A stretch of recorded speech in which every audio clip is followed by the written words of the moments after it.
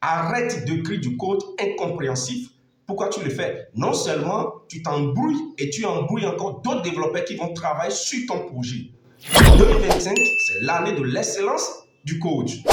Nouveau défi pour cette année pour 3 développeurs qui sont en train de me suivre, c'est d'écrire du code qui parle à la machine et à l'humain.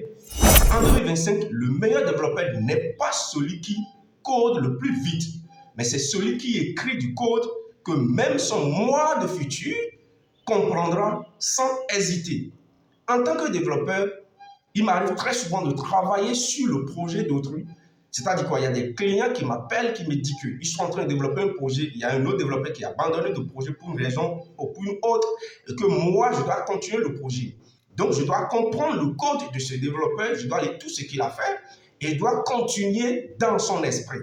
Ou bien encore, en tant que formateur ou bien youtubeur, il m'arrive très souvent que beaucoup de personnes bloquent sur les codes et qui m'envoient les projets pour qu'ils puissent travailler sur une petite partie, ou bien ils puissent expliquer quelque chose pour eux, ou bien je puisse débloquer une partie très simple. Et ce que j'ai constaté qu'il y a beaucoup de personnes qui essaient. Je ne sais pas, peut-être dans l'idée de pouvoir se prouver soi-même qu'on est un meilleur développeur, d'écrire des codes très compliqués à comprendre.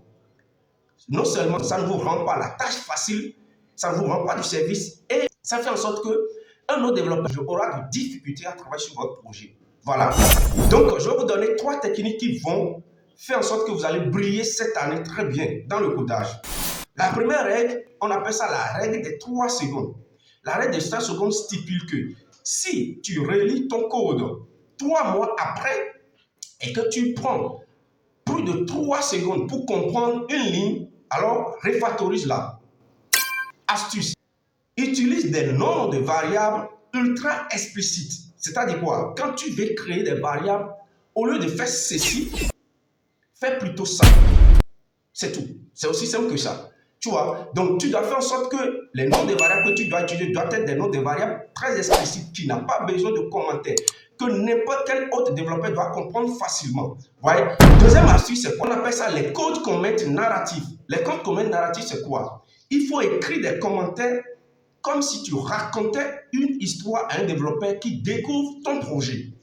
Tu dois faire en sorte que n'importe quel développeur qui va travailler sur ton projet dans le futur puisse comprendre aisément les lignes de code que tu as écrites ou bien des commentaires que tu as mis dans ton code. Ça veut dire quoi? Si tu dois écrire des commentaires, fais plutôt ce qui est ici, des commentaires de cette façon. Là, maintenant, c'est explicite, c'est compréhensible et n'importe quel développeur peut travailler sur ton projet après. Et non seulement n'importe quel développeur, toi-même, lorsque tu vas abandonner, terminer ton projet, 3 mois après, 6 mois après, 1 an après, lorsque tu vas revenir sur ton projet, ça sera très facile pour toi de reprendre la main sur ton projet.